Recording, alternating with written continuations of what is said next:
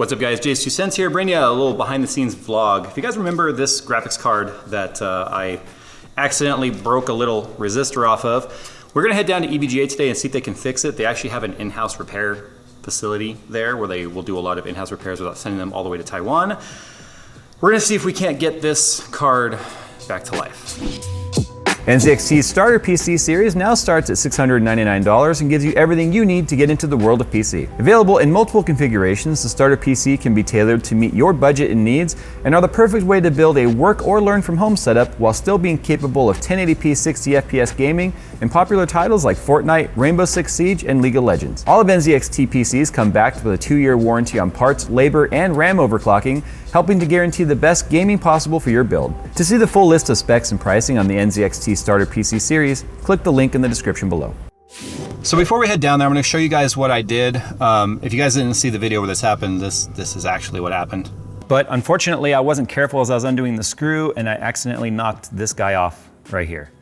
This belongs there, well, like that. So here's the SMD right here. Fortunately, I was able to save it. It's in this bag right there. You see how tiny that is? Look at that. Can you even see it through the bag? It broke off from right there, right above my fingernail, my nasty, dirty fingernail. Sorry, I work on cars too. You can see where the 2 pads are right there where it's supposed to bridge. And you see how close it is to that. And when I was undoing it, I accidentally popped it off. So that's, yeah. So this is kind of a 2-parter in the same video. We're gonna go see if EVGA can fix it. If they can't, they'll send it to Taiwan where it will be repaired there. And then I've got Nick actually out running some errands right now, finding some actual nuts. Nick needs to find his nuts once and for all. No, so instead of having those little threaded like knurled fittings that I've got to either use like a pliers or my fingers, which rip the skin on your fingers apart real bad to tighten it down, because we're dealing with a lapped die, this is the first lap die I did, getting a flat mount is really difficult when you're having to guess the tension on each one. Even though I was using that C-clamp in the middle, if it's C-clamp tight in the center, which is not the size of the full coverage of the die right here, it's only in the very center, so it can still teeter slightly. If it's too tight on one side and not the other, it will still bend the board outside of the clip, the C-clamp. So to get it perfectly flat, I have him getting an inch-pound torque wrench and nuts that will fit on here. That way I can make sure that it's gonna be as even as possible, at least when it comes to tension. That way if I'm dealing with a non-flat mount, I can be dealing with either then lapping the pot again or making sure that this is perfectly flat with like a glass edge, you know, whatever the thing is called. But this is actually the die I didn't lap that much, but I got the letters off, which is gonna matter. So let's go ahead and head down to EVGA and see if they can even help. All right, Jacob, so what's the deal? Can we fix it here? Not here, no. We gotta send this to Taiwan. All right, so obviously we're back from EVGA. This is not the same card. Sorry about the audio, it's vlog style. I don't know why I care so much about these scores, but I do. This is the second pot, or not pot, the card right here. I've lapped it, I've got the letters off. I think I just smeared fingerprints on there. What I've gotta do now is, let's see if I can't get this mounted back up. So we found these other screws that we were trying to see if we could get mounted up here, because one of my ideas was, like I said, to use an inch-pound torque wrench. And the threads on these guys, man. Like, I don't want to use these because they will definitely cross-thread, because we are talking standard versus metric here. And the problem with the United States, we don't have a lot of these small metric screws available to us. No one uses them. So I have a thought that I could take these new screws and I could thread them into the plate, which I was looking at. But one of them, as you can see, this is the one that was stripped out. It's still too stripped. And the problem with this is I won't be able to tighten this down if it just spins in there. That's why this has to thread. So I think I just want to see how well this mount is working now. I got a nice, pretty clean card. Look at this. It's gorgeous. It's new. It's all clean. Now I got to put Vaseline all over it. So I guess what we're going to do is we'll just try one attempt today. One run. See how it does. So let's get it all mounted up and then we'll come back and we'll talk about it. Well, I'll be damned if I didn't actually find some nuts. You joke here. Or better yet, write it down below. No, these are the old EK water block, the black nuts that would come with some of the back plates that needed them to be held on. I've got a ton of those. They're actually the right threads. So I sent Nick on this wild goose chase earlier to go to different hardware stores when we didn't even need to. Speaking of which, you'll remind me to reimburse you for that. Okay. All right, so here's what we need to do. We need to spread our thermal paste, get our pot on there. I'm gonna be using this. I mean, I don't know what the minimum setting is, probably 20 inch-pounds, maybe 10 inch-pounds. We'll just have to see. Yeah, we'll have to see what the tension feels like. I'm gonna get it tightened down like hand where I think it would be normally. And then I'm going to measure with the wrench to see what the actual tension is at. As long as they're the same on all four corners and not too tight. Here's the thing, when you have this much leverage, it's gonna be easy to over tighten. That's why you wanna make sure you don't, and that's why we're using an inch-pound wrench, not a foot-pound wrench. I don't know what that converts to in Europe units. I honestly don't, but it doesn't really matter. So, thermal paste. So what I'm gonna do right now is I am gonna use this to hold it in place. This might seem like really boring content, but honestly, this is kind of what the behind the scenes on all of this XOC stuff is. It's sort of boring-ish. I don't know if that's gonna be deep enough. No, it's not. See that? Screw's too long now. Oh, if it's not one thing, it's another, I tell you. Well, this doesn't exactly help the situation I've got right now. I've got a nut driver that will actually fit over this. But the problem is it has no torque wrench on there. So I guess what I'm gonna do right now is I'm just gonna do a test with this card, take the C-clamp back off, tighten these down, because at least this way I feel like I'll be able to sort of feel the tension on them to see if they're the same. It's not scientific or mechanical at that point. But this is gonna be a way better way to do it than with my finger like I was before, which is way harder. All right, so the card is all set up. My workspace is completely trashed. That's okay, that's what typically happens here. This has been set up now for a couple weeks for doing nothing but XOC. I'm gonna fire it up right now and see if everything's working. Got some insulation on the back, sort of, just blue towels, which should be fine. I'm gonna take this down.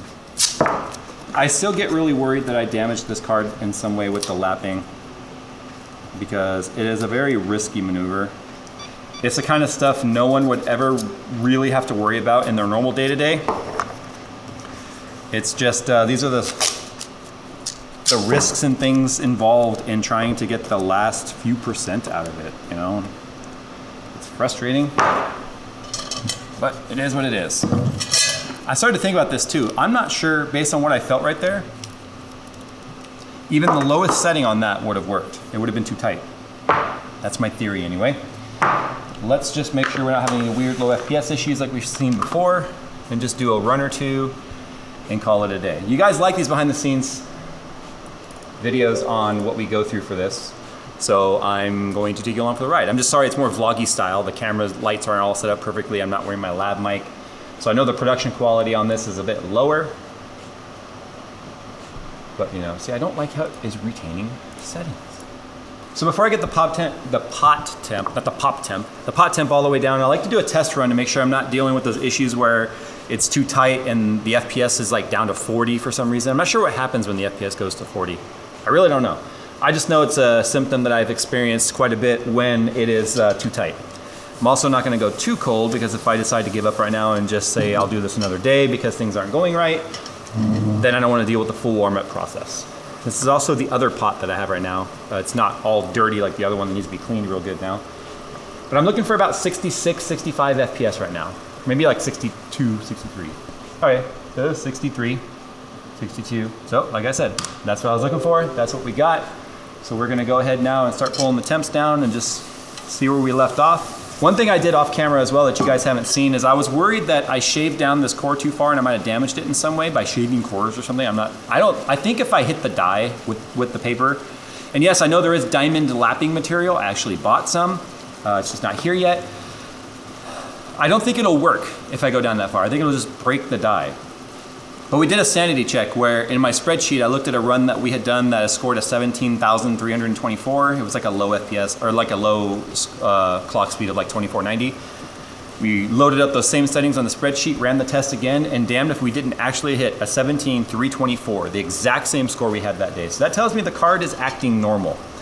So now we're just gonna pull the temp down, give her a go, and see what happens. All right, so our previous most successful run on this card, which I just wanna run again, I'm not trying to beat any scores or anything with this card. It's not gonna happen, it's not my best card. Remember, I broke that one. Is a 2595, so just under 2600. Yes, I know the Galax cards are all the way up at like 2800. I'm just trying to see if I can get these settings to run again.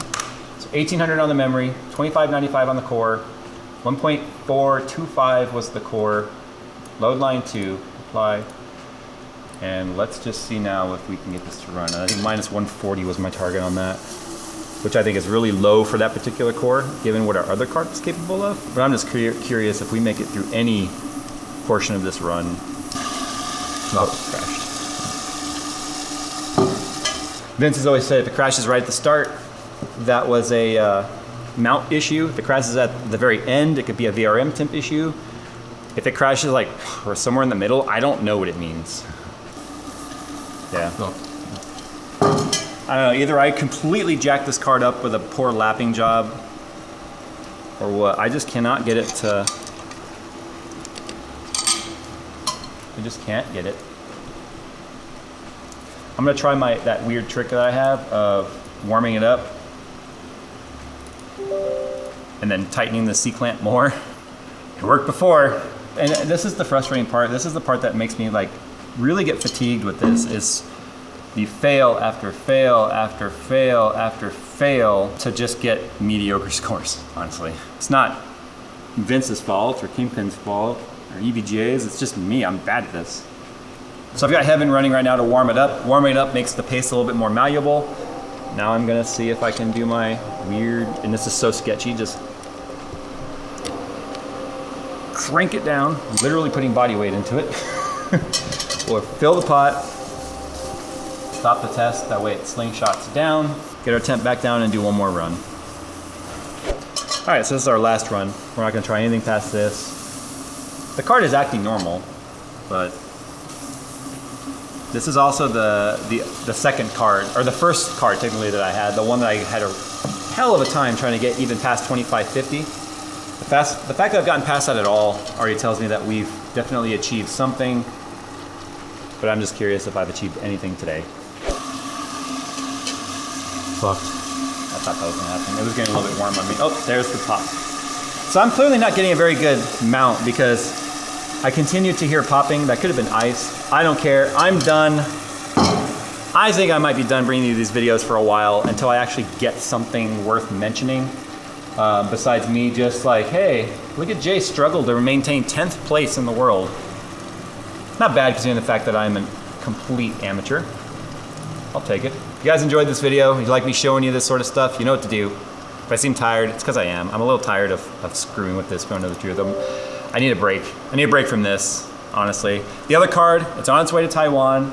It's Chinese New Year going on. Who knows how long it'll take to get it fixed and brought back, but nonetheless, I'll continue with that card if I get it back. The real players in this, the XOC guys, like Lumi, OGS, Tech Labs down in Brazil, Vince, all of them, clearly they are the real masters at this, and I'm in their world, and they're reminding me that, hey buddy, you're down there, okay? So I'm gonna warm it up, take it off the bench, and I'm gonna go home.